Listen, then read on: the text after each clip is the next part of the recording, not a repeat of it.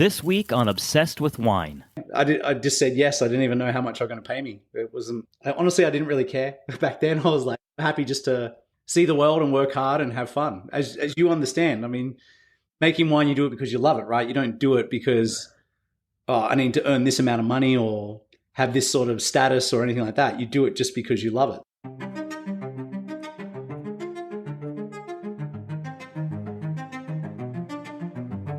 Hello, wine enthusiasts. My name is Wesley Cable, and I want to welcome you to another episode of Obsessed with Wine podcast. Rombauer Vineyards was established in 1980 after Koerner and Joan Rombauer moved their family from Texas to St. Helena in 1972. Their first vintage was released in 1984, which included a 1980 Cabernet Sauvignon and a 1982 Chardonnay, which they both sold for $12.50 each. At that time, Rombauer made their wines at Schaefer Vineyards and in their garage, which they bonded as a winery. But eventually they would make the good business decision to build their own winery, bigger than they needed, and offer custom crush services to help pay the bills. Their custom crush business included some of the best names in Napa wine. The Rombauers would eventually establish themselves as one of the premier wine producers in Napa and are most famous today for their California-style Chardonnay that has been winning awards with critics and consumers for many years. This week I sit down for part one of my interview with one of my favorite guys in the wine business, Richie Allen, the Vice President of Winemaking and Viticulture for Rombauer Vineyards. In part one of my interview, Richie and I discuss his growing up in Australia and working for the world-famous Penfolds, the fascinating story of Kerner and Joan Rombauer getting their start in Napa, and how one call from Koerner Rombauer got Richie to come back to the winery from Australia for good, where he has been for almost 20 years. Grab a glass of your favorite wine. It's time for Obsessed with Wine.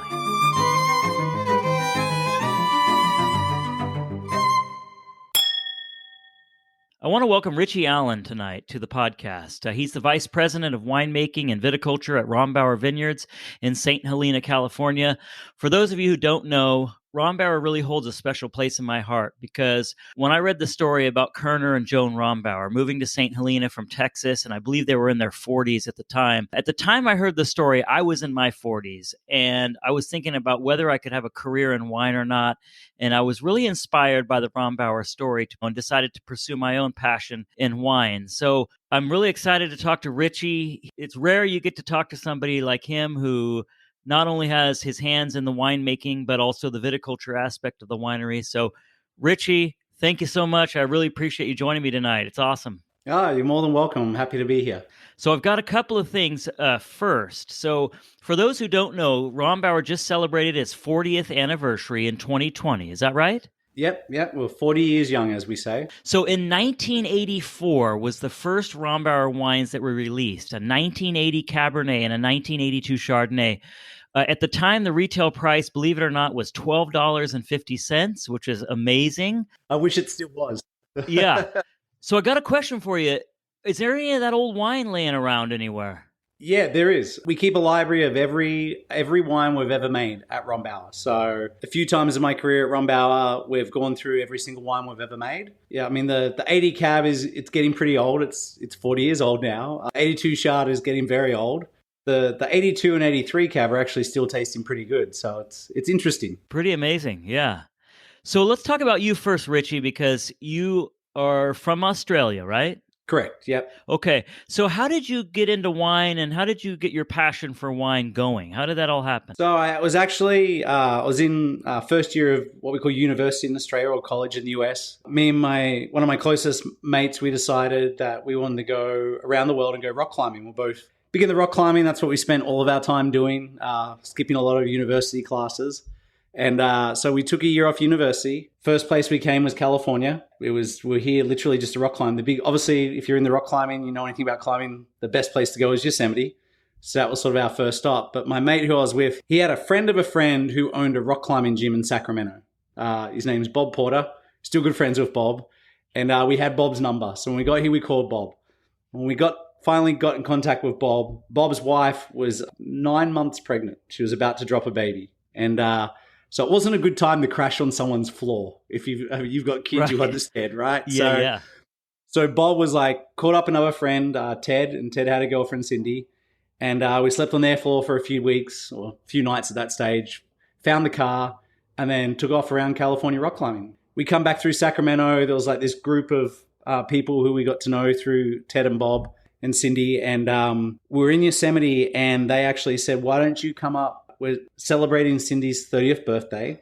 It's a surprise birthday, and we're going to go wine tasting. So why don't you meet us at a winery? And, I didn't know anything about wine. I wasn't quite legal drinking age in America. And so we met them actually up in Amador County because they were all based in Sacramento. And it's funny, the first one we went to, which we all met at and surprised Cindy for her birthday, it was actually Wrenwood Winery, which is quite ironic because that facility now Rombauer owns, and it's a Rombauer winery. It's pretty funny. Still good friends with all of these people. Ted passed away a few years ago, which was sad, but still good friends with Bob and his wife Cheryl, and obviously Cindy's very close to me. And it was that first time tasting wine as a young adult and having two different wines in front of me that sparked my interest. So it was actually here in America. So through a whole series of events, ended up back in Australia, finished my science degree, enrolled in a winemaking degree, and after a few years working in Australia, thought, I'd love to go back to California, especially Napa, because we visited this region while I was here, and thought I'd love to go back and work there. So I went through an exchange company that literally sends your resume out to wineries and it helps you get a job. And Rombauer hired me off my resume, no interview, no nothing. And that was 19 years ago this August. So back in those early days, I used to come and go a bit. Like I'd spend 3 to 6 months here and then go to the Southern Hemisphere for harvest. But the stays got longer and longer. And started 2009, I took over as a winemaker. And it feels like it was yesterday, honestly. But it's been almost 20 years, which is a little scary. That's crazy. So can you imagine, though, back then that you'd be doing what you're doing now? I mean, it's got to be kind of mind-blowing, right? Yeah, no, I mean, I was like, I'm going to go be a sparkling winemaker. I'm going to make champagne. I'm going to go do vintage and champagne. I'm going to work for Chandon in Australia. And I had all these grand plans. And, when I first graduated, I actually applied for a job at Chandon.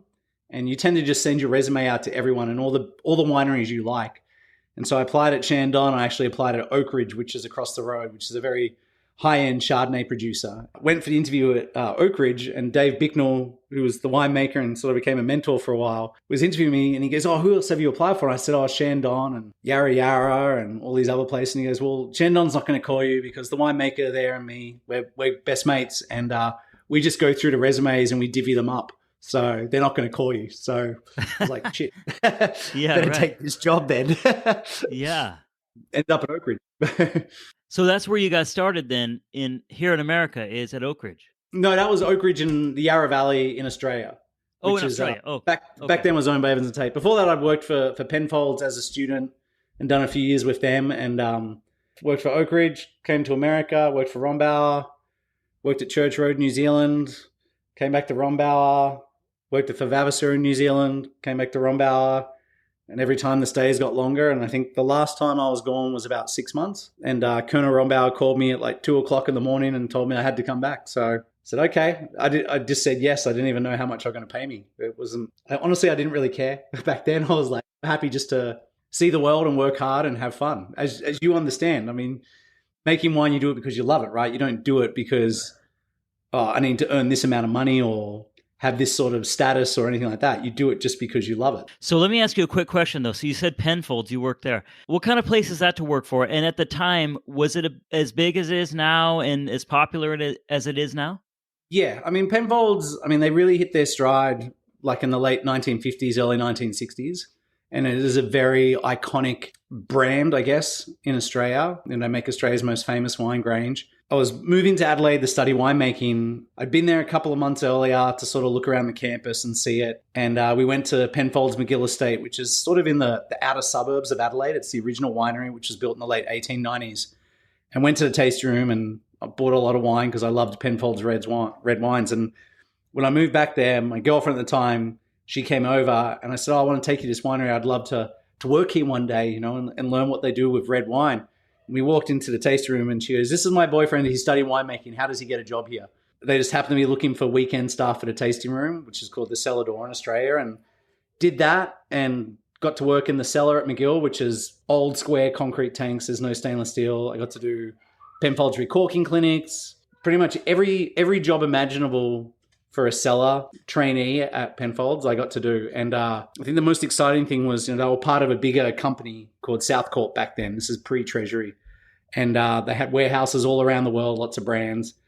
And every year the winemakers would taste every wine that was in stock that was more than 12 months old in the bottle and go through them. And all the samples would be at McGill. And this would usually coincide with spring break or mid-year break for university. So I'd go there and open all the bottles and get to taste the wines with the winemakers. And that was honestly where I learned the most about wine in bottle in my career, because they do 300 or 400 wines a day looking for faults. And it was literally like, we can keep this wine longer. We need to sell it straight away or it needs to be destroyed. And learning about wine in the bottle was amazing. It helped John Duval, who was the head winemaker back then. I knew his son Timmy pretty well, who was studying law back then. And so John knew I was studying winemaking. So anything that was bad, they'd be like, Richie, come taste this. This is an example of this. Richie, come taste this. This is an example of this. Got the taste ferments with Peter Gago, who was sort of the on-site winemaker, who's now the chief winemaker for Penfolds. And it was really a huge learning experience for me, soaking it all in. Probably learnt more about how to make good wine from $5 a bottle up to $1,000 a bottle in a very short period of time than most winemakers would see in their lifetime. So it was pretty cool. So I've never actually had the opportunity to try Grange. I'm familiar with it, obviously, but is it an amazing? I mean, is it pretty darn good? I mean, I know it's expensive, but is it worth every penny? No, it is. It is. I mean, I get to try it occasionally. It's even out of my price point. I still have a couple of bottles from when I used to get staff discount, like back home in Australia. But it really is one of those wines. It's a multi-regional blend. So there's no one vineyard that goes into it every year. It's literally they just select down to the infinite level the best, highest quality Shiraz they have and blend it into that wine. So when you have the access to the vineyards that they have across all of southeastern Australia, and you can just select the best. And obviously, stylistically, they have a style they're looking for, and Penfolds has very tight winemaking protocols. They end up in a very particular place. And some wines that maybe stylistically aren't right for Grange will end up in another product like RWT. But that really top stuff that has that ability to age long-term ends up in Grange. And if you ever get to try an old bottle of it that's 20, 30, 40, 50 years old, it really is an eye-opening experience as to how you can make great wine through selecting the best parcels to do it. So it's pretty amazing, honestly. Like, I've got goosebumps talking about it because that's where I learned about how to make really great wine through blending was there. Yeah, it's pretty amazing. So when you first got started with Rombauer, you were just a harvest intern, right? At the very beginning, You're just a harvest intern there. And eventually, like you said, you went back and forth and eventually ended up being the winemaker. And according to the website, it says there that you brought some innovation and cutting edge technology to Rombauer, including barrel ferments of red wines and the optical sorter. Is that something you learned in Australia?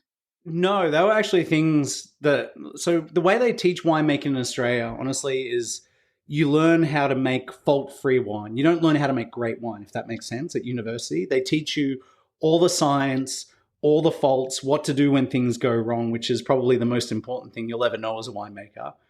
But really, when you graduate, you have this incredible set of tools to use if you've studied hard. And then you go out and you learn how to make great wine. And you have to develop your palate, understand how wines age. Obviously, I had a bit of a head start on some people because of my exposure where I was working. But a lot of these things, Rombauer at the time, obviously they were probably about a 20-year-old company when I started there, just over 20 years old, growing very rapidly. Greg Graham and Rob Lloyd had been there a long time, the two winemakers before me. It was really a case of I had been exposed to different things around the world. And obviously I'd traveled a lot, like in between harvest at Rombauer, I'd go spend 3 or 4 months in Europe every year and just go taste wine and go visit wineries and bum about. Like, I lived a very, very simple, very, very cheap lifestyle just so I could go follow my passion. Sounds like a great lifestyle. Yeah, I loved it. I mean, and what the best part was, in between I could go rock climbing, so it worked out perfectly for me. But I would see different techniques, and with a very strong science background, I was able to understand how these different techniques, how they worked from a scientific standpoint, And because I could understand the science behind how a technique worked, I could apply it to a new situation at the right time to affect the outcome in a positive way. So that application of that science with that new technique allowed me to drive the wines of Rombauer up and up and up and up and up. And honestly, like back when I first started in the early 2000s, our winemaking was really good. We had some really nice vineyards that we owned, but it was all pretty basic, and it just required some tweaks and understanding of why we're using the techniques and when to use them. That coupled with the fact that we were a very successful company, so we had a disposable budget for research and development. So that is key. And if we could do one thing that would give us 1% more, we would do it. So when we got those 3 or 4 or 5 things together that were 1% more, that was 5% more. And if you do that year over year, that adds up very, very quickly. And so we were able to like rapidly increase the quality of our wines through what we're doing in the vineyard, and then precision in the winemaking to make it super consistent, but also very high quality in a very short period of time. And that coupled with the fact we were growing so fast, obviously we were trying to make more wine, we were building wineries, we were acquiring vineyards. We had to do everything very, very fast.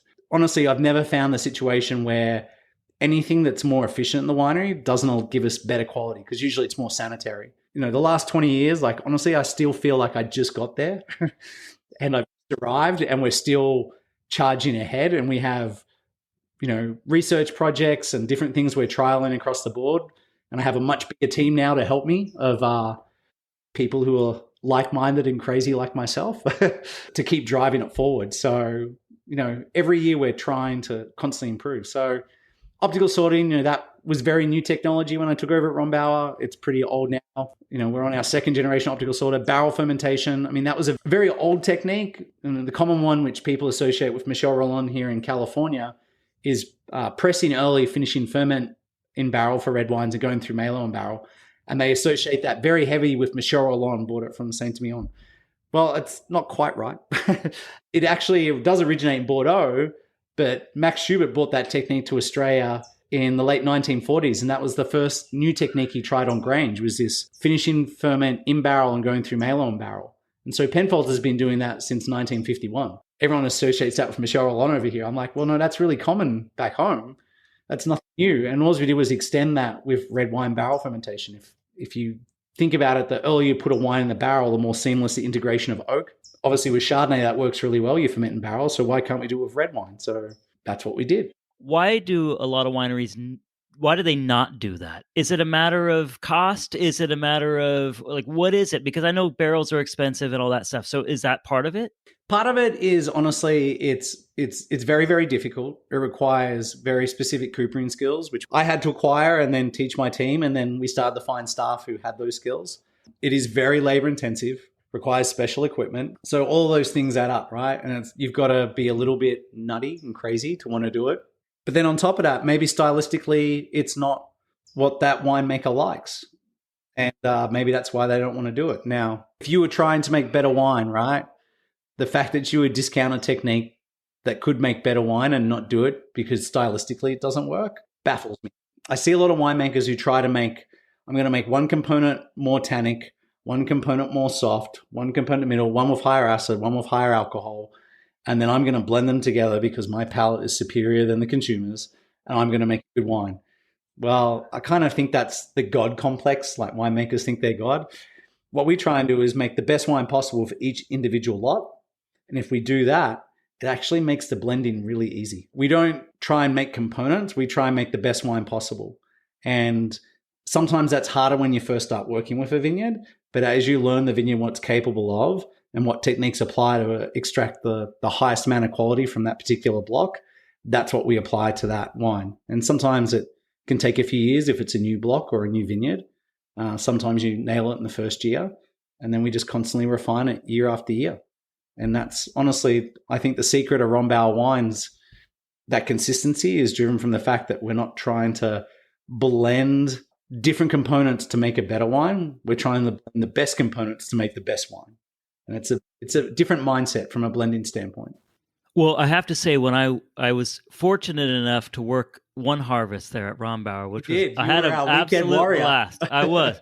But one thing I noticed from other wineries that I worked at was that, like you said, I really got the impression that Rombauer was willing to do whatever it took to make the best wine they could, if it, no matter what it was. And as a, as somebody working in the cellar and helping out, it was interesting to see that. It was nice to see that the quality of the wine and making the best wine possible was the most important thing, no matter what it cost. We make some single vineyard wines, yes, a small amount of them. But where we are successful is our what we call the classic wines or the core range of wines. So Rombauer Chardonnay, Rombauer Zinfandel, Rombauer Cabernet, Rombauer Merlot. They're our largest production items. And if we're making a reserve wine, it can sort of come from anything from the classic wines. So there's no one vineyard that we're like, that's always our best vineyard, so we're going to treat that differently. What we're always trying to do is go, right, the last 7 years out of 10, that particular block has ended up in one of the classic wines. How do we make it so it has the chance that 7 years out of 10 it ends up in one of the reserve wines? And so it's a slightly different mentality. So there's no differentiation between when we're making our classic Chardonnay and when we're making our reserve Chardonnay in terms of winemaking technique. Same with the Cabernet, same with the Zinfandels. Everything gets the deluxe treatment, if that makes sense, or the Rolls Royce treatment, because we're hoping that no matter what we make, it will end up in a reserve wine, not one of the classic wines. So it's just a different way of looking at it from a philosophical standpoint of winemaking. We don't have a reserve program where certain lots end up in reserve. It's all about just making better wine every year. Hey, Obsessed with Wine listeners. I just wanted to take a second to thank you for your overwhelming support of the podcast and the daily taste segments. It's been amazing. I can't believe how fast this show has grown and how many listeners have taken the time to contact me with their feedback. If you like the show, I would love for you to share it with a few of your wine-loving friends or family members so they can experience it for themselves. Don't forget to sign up for the email list on the show website at www.obsessedwithwine.net, as the first giveaways of Obsessed with Wine merchandise and wine gift cards will be at the end of this month. Thank you so much again. Now back to the great Richie Allen.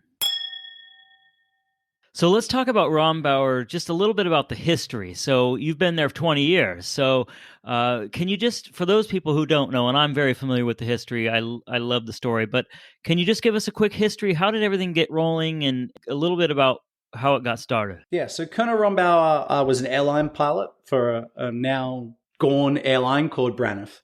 And he got relocated to San Francisco from Texas to fly the Pan Pacific route. So he was flying out of San Francisco down to South America. They wanted to raise their family, him and Joan, in a rural setting because they'd both grown up in rural areas in California.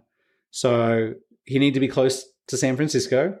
And so the closest place that was rural, truly rural, this is in the mid 70s, was Napa. I mean, Napa's not, back then it wasn't what it is today. I mean, 100 years ago, Napa was one of the largest wheat growing regions in North America. It wasn't vineyards paved with gold like it is today. So they relocated to Napa.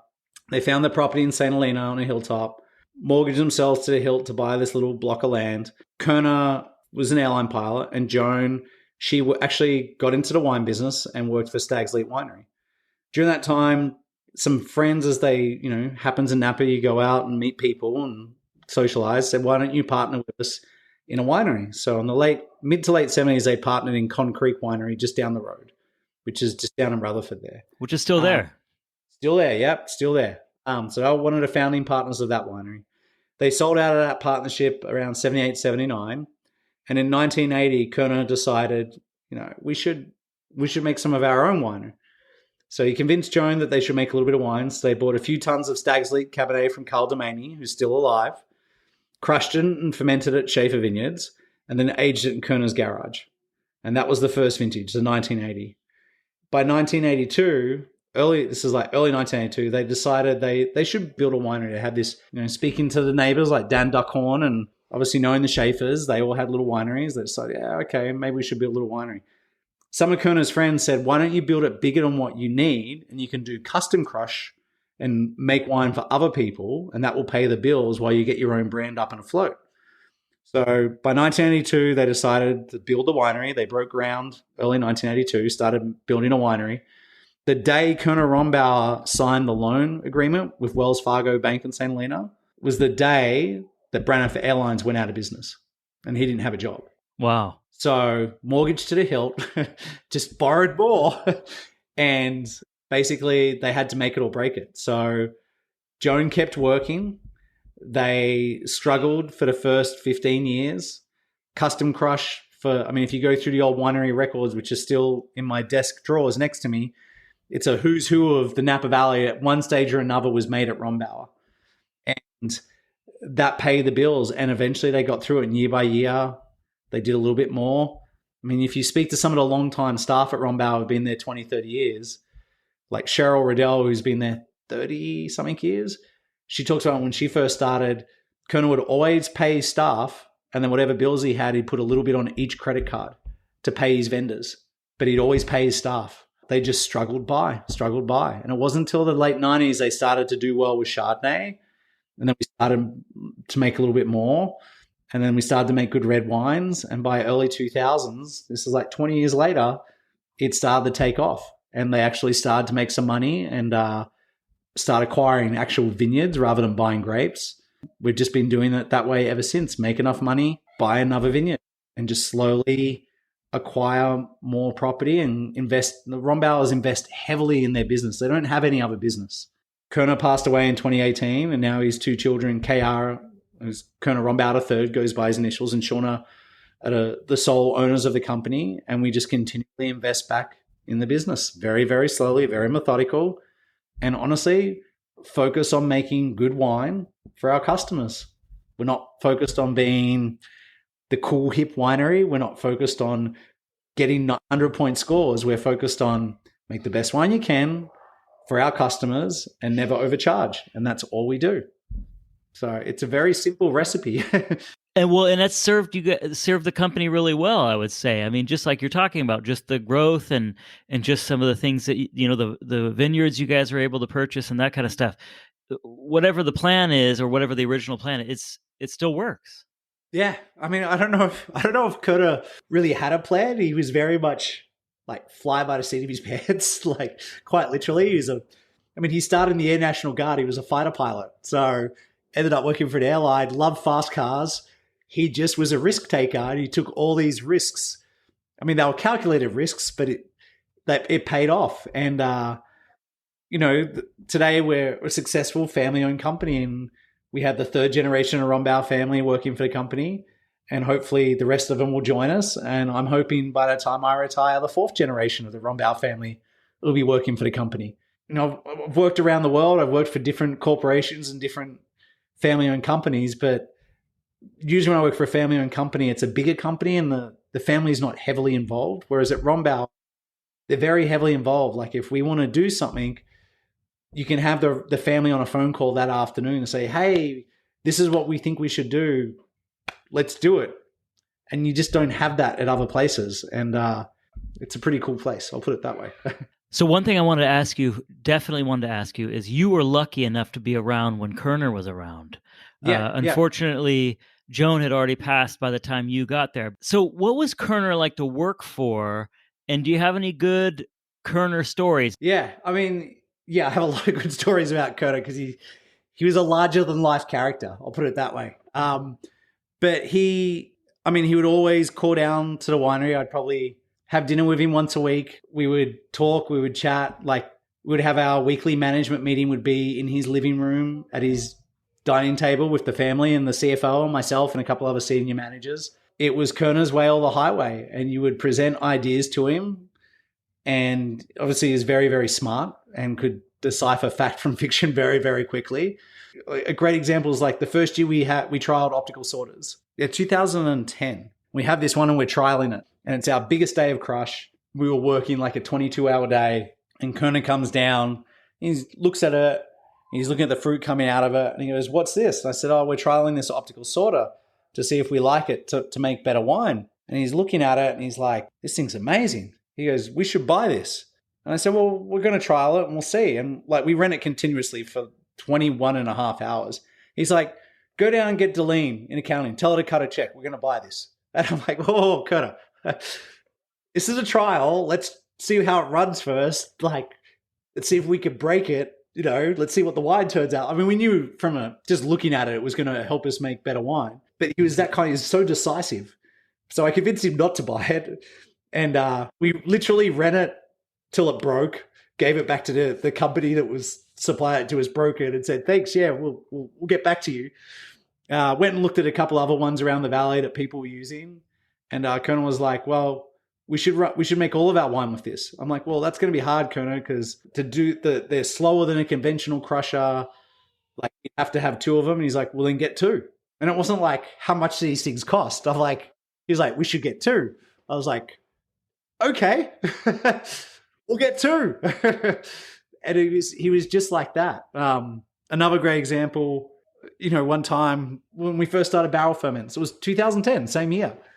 It was earlier in the year. I bought these expensive French oak barrels that had little doors on the front, these special racks to put them on so we could roll them during fermentation. And he sees this bill and he calls me at my desk and he goes, get up here. What have I done? Right? And because he didn't mince words. And so I get up to his office and he goes, what's this bill? Why are these barrels so expensive? Why are you buying these? And I'm like, well, I saw this winery doing this and I tried the wines and it was really, really good. And it's sort of an extension of finishing ferment in barrel and going through mail on barrel. And we ferment Chardonnay in barrel. So I thought maybe if we do red wines in the barrel, it's a trial. Kind of, if it doesn't work, we don't have to do it. He goes, well, these barrels are too expensive. I don't know why you have to buy them. And he wasn't going to stop me, but he just was mad. He just wanted to vent. So he sort of yelled at me a little and I went out of my office and called down the accountant the next day and he'd signed the check, probably begrudgingly. But so the barrels come in. This is the start of this, like March, April. Gets to harvest. We have this massive crush day. We fill those barrels like 2 o'clock in the morning. We make this wine. And then in November, there was a film crew there filming me and Kerner tasting through wines. He's in my office showing him all the good stuff, right? Because you want to show off to your boss. And we're trying through Cabernets. We're trying all the Sticeland and the Atlas Peak ones because they're the best lots. And we get this one lot and he tries and he goes, oh, what's this? And I go, oh, it's Stice. And he goes, no, but what did you do to it? And I was like, oh, well, that was that barrel ferment trial. And he goes, what? And I thought, I got him. Like, this is it. This is that eureka moment. I'm like, Kerner, remember back in April, you called me and you were mad I was buying these expensive barrels and you didn't understand why. He goes, what are you talking about? And I go, well, this is that. And he goes, but it just tastes better. You should do all the Cabernet this way. I was my God. Okay. Right. So that 10 barrel trial that year, the next year went to 150 barrels, the next year 300 barrels. And now we do about 500 to 700 depending on the vintage. He never batted an eyelid after that about it because it made better wine. He's very, very, very decisive. Like the Twin Rivers vineyard, you know this vineyard. Yeah. So the first Rombauer Zins ever made and released were labeled El Dorado. It was actually my first day at work. It was the 23rd of August, 2004. We went up to Kerner's house and sat on his deck and had a bottle of wine with him and one of the winemakers. And we actually drank a 2001 El Dorado Zinfandel. So I sort of knew this wine. It has this special place in my heart, right?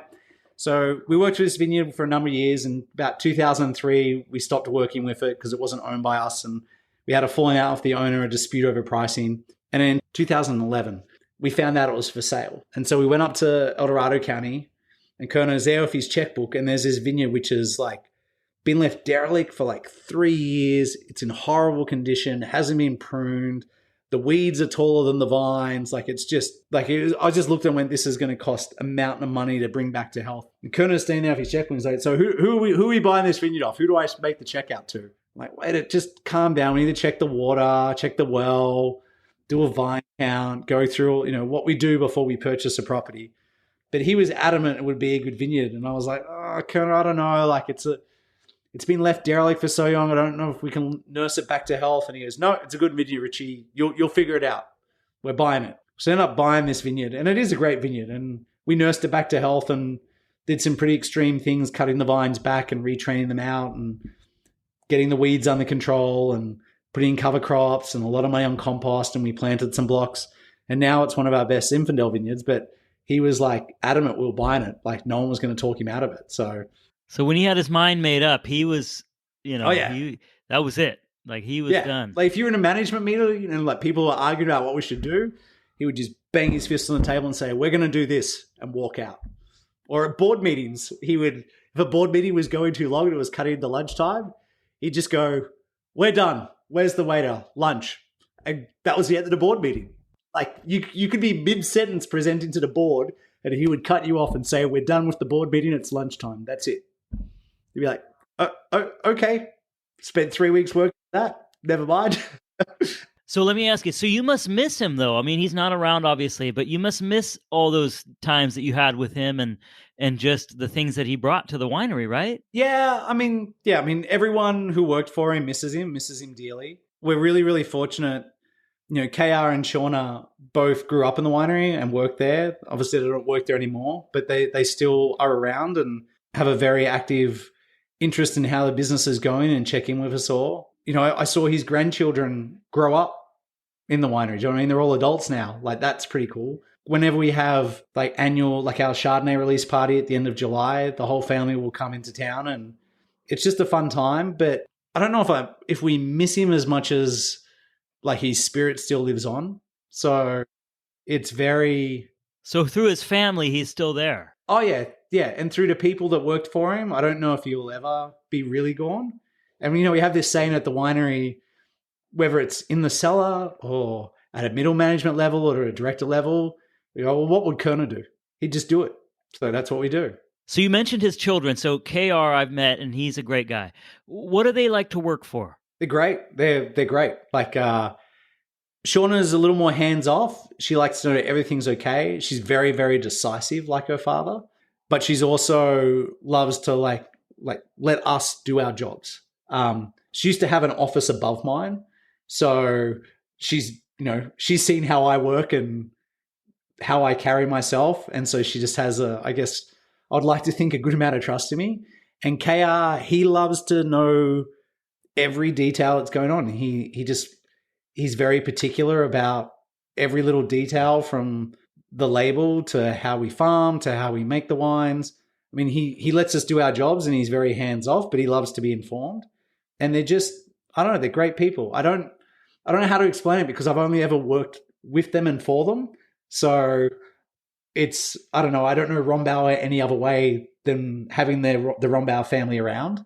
So it's kind of hard to explain. They've always been there and I assume always will. You know, they've explicitly said they want to be able to pass this on to their kids. So I think that's why all of us stick around and work as hard as we do, because it's a rare thing these days to have a family-owned company where the family still is that level of involvement and would rather spend a little bit more to do the right thing from a environmental standpoint or a philosophy standpoint or a quality standpoint, rather than go, we could make more money if we do this. They just don't think like that. And that's, I've never seen another company like that. Well, and I had one tiny little experience with KR at the harvest party. He came up to me. He doesn't know me. And, he just was really gracious and said, I really want to thank you for helping us out, this harvest and stuff. And that left a really good impression on me as far as he's concerned. So he just seems like an outstanding guy. Yeah, the way I describe KR is he will give you the shirt off his back. And if you don't need the shirt, he'll still give you the shirt off his back because he just wants to help you. It's like, no, I'm fine. But he's like, I don't know, he's just that kind of guy. And the harvest party is always fun. He always brings like an amazing bunch of old wines, like going back into the 60s in Napa Valley. And he loves wine, like loves it, and just wants to share it. And his idea of a good time is having a big group of people, doesn't matter if they're close friends, people he doesn't know, and to share wine with. That's his idea of a good time. And, his dad was the same. And, it's just the way he is. But he's very appreciative of everyone that works for him. I mean, they all are, the Rombauer family. It's just the way they are. Shauna, when she's in town for harvest, she'll come and dig out a tank. She'll be like, save me a big one. And she'll come and dig out a tank. Like when they were living more locally, if it was a big day of crush, like Shauna, like I used to get 16 hours a day out of her driving forklift, and she would just drive. And eventually she would come to me and she'd go, I'm done. Good luck. And she would leave, but she would stick it out and work all day. And that was, back then she was running the wine club. So she would have done 3 or 4 hours in the morning working for the wine club. and then come and drive forklift for us because we didn't have enough staff and work, till she basically collapsed. Well, that's when you know you really love it, when you're willing to do that, right? Exactly, right? It's just, I don't know. That's just how they are. They all just worked hard. And I think as well, like, they also remember the days when Rombauer struggled to pay their bills, right? Like, they were mortgaged up to the hill. Every credit card was maxed out. They didn't know how they were going to pay for everything. And so they very clearly remember that as kids and young adults. And so I think that understanding is still there with them, and very, very respectful of what they have, and realize that it's come from everybody's hard work, and they're very, very grateful, and they share it. So it's pretty amazing. So one thing I want to ask you is, you're obviously a talented guy, smart, and you could probably work. Yeah, right. You could probably work anywhere you want, right? But Rombauer is where you want to be, and you've kind of touched on it a little bit already. But why? Why is it so special to you? We can do whatever we want. Does that make sense? Yeah. So if we wanted to go out and make a whole bunch of X varietal, we could do it. We're successful enough where we can do whatever we want now. The trick is to be cognizant of the fact that just because you've been successful once doesn't make you successful again. And so we're very careful now with what we do. Everything is very methodically planned out and very well thought out. And if you look at it, we start with Cabernet in 1980, Chard 82, Merlot 83. Then nothing till 1990 we made Zinfandel. And then it was 2014 we made Sauvignon Blanc. The fact that you saw a Sauvignon Blanc in 2014 was 5 years of planning before that. And it almost didn't come to market. We're like, maybe this isn't our thing. Maybe the wine's not good enough. So we're very, very careful what we do. But the thing that sets Rombauer apart from every other winery is that we're just trying to make the best wine possible for our customers. We're not trying to make the best wine possible to impress the critics. Yes, the critics like our wine. Yes, they score well. But we're just trying to make the best wine for our customers.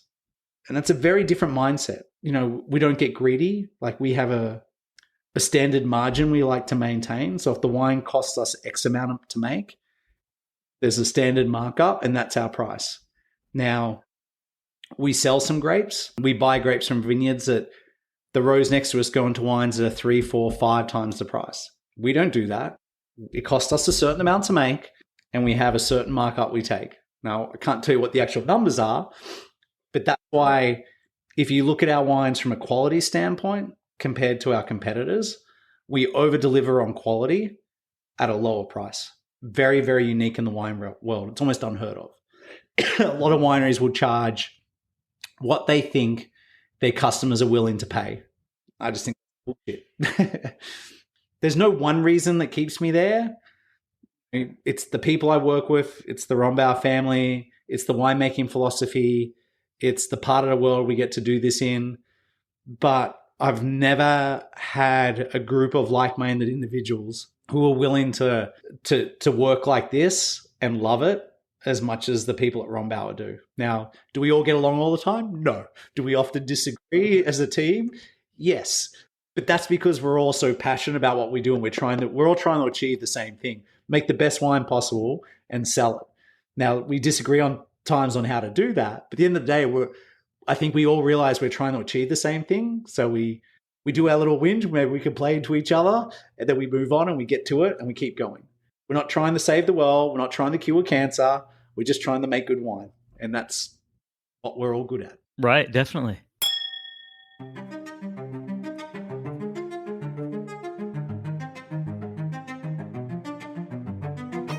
You can hear in Richie's voice how important Rombauer is to him and how thankful he is for the trust they have in his abilities.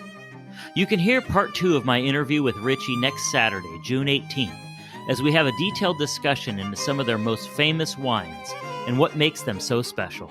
Finally tonight, Father's Day is Sunday, June 19th, and as a father of 3, nothing is better than getting wine or wine accessories for Father's Day. For those of you who need good wine gift ideas, I created a link on my website at www.obsessedwithwine.net. Go there and look for the link called Father's Day Gift Ideas. There you can see some of my recommendations for great wine gifts for all the wine-loving fathers out there. I will also include the links, so all you have to do is click on the items to purchase them. Please join me next week for another new episode of Obsessed with Wine podcast. Thank you so much for listening. Cheers!